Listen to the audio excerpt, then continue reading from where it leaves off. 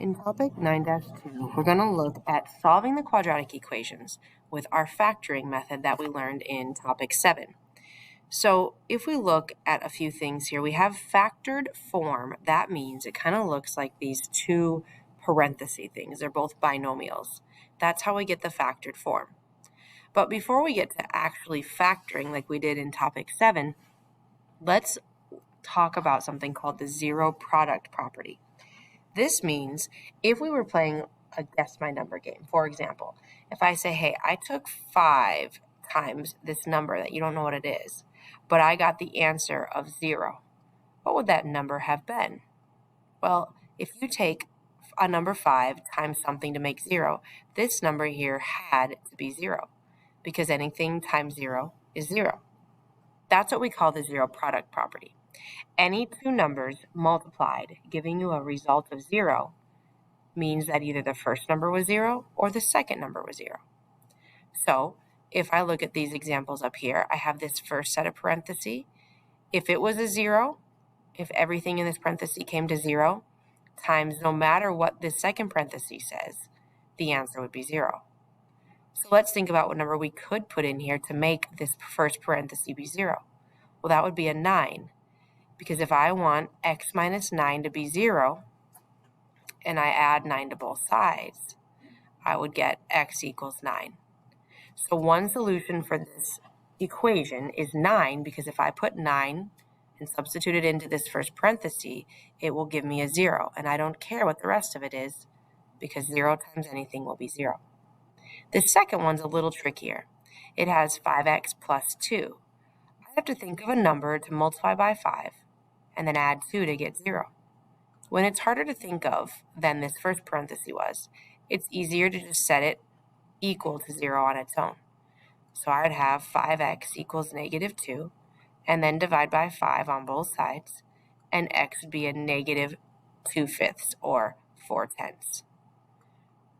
This would be our second solution, because if I plug a negative 0.4 or substitute it in here for this x value, I will end up getting 0 for this parenthesis, and it won't matter what this one is. So our two solutions will be 9 and negative 0.4. We could check by graphing on Desmos too. So on our Desmos graph here of that quadratic in factored form, I find that it hits 0 there at negative 0.4 and at positive 9. Now remember, lesson 9.1 did have us solving by using graphs and tables. That's always a great method to go back to, but we do hope that you'll find these algebraic ways to solve and work through them.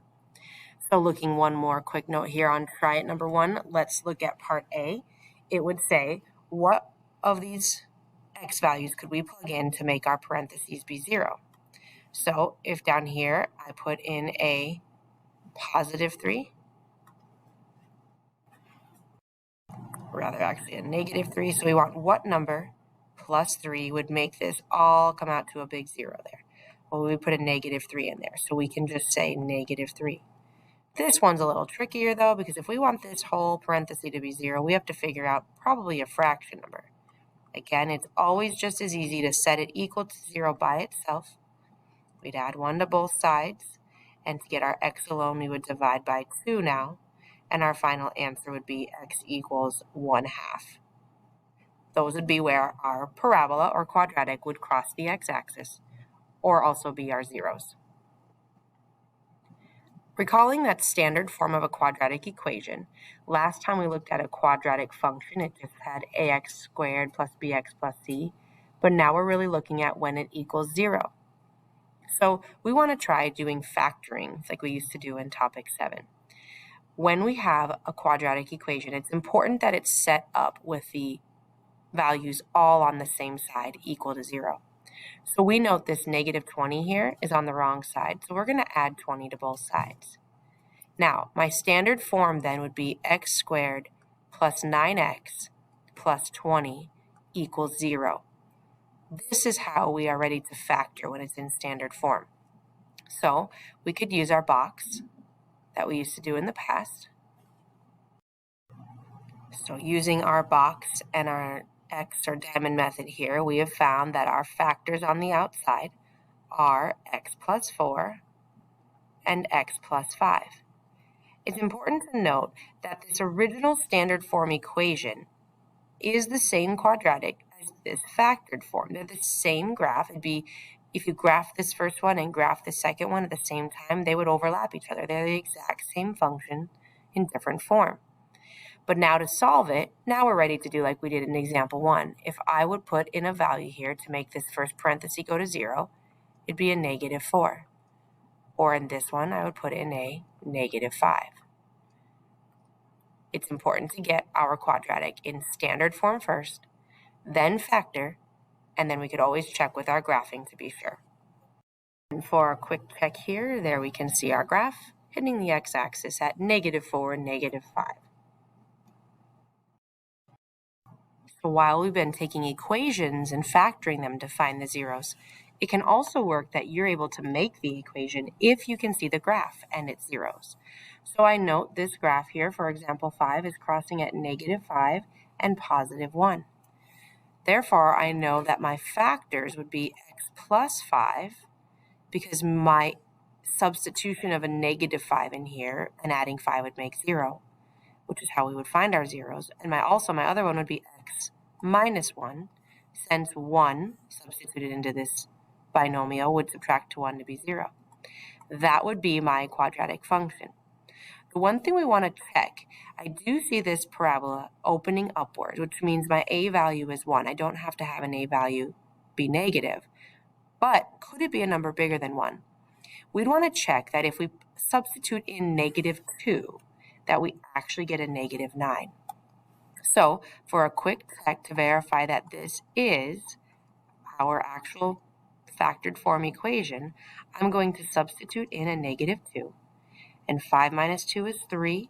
-2 minus 1 is -3. And we could say 3 times -3 makes -9.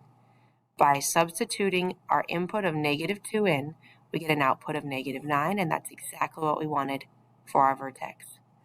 So for try at 5 here, we're crossing at 9 and we're crossing at 3.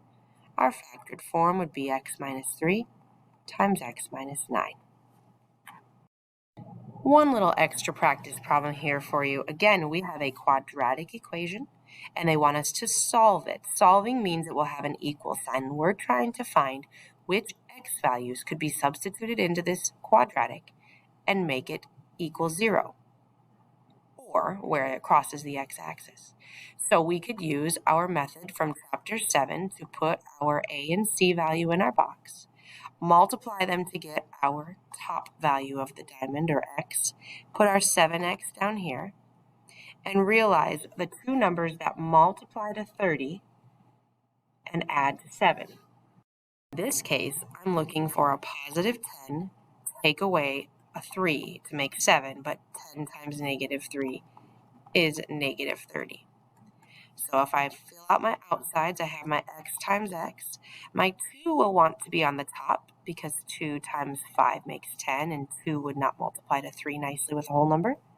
And then, of course, no 1 out. We just want a 1 out here because 1 times 2 makes 2, but we'd need a -3 out here. So my factored form would be 2x minus 3 times x plus 5. And remember, factoring wasn't what we were asked to do. We were asked to find which x values would be the x-intercepts or make this be 0. One of them is easy here because a -5 plus 5 would make my second parenthesis be a 0. But for this one, since it looks to be a little trickier, I'll set it equal to 0, add my 3 to both sides, and divide by 2, noting that 1.5 or 3/2 would be my other solution or x-intercept.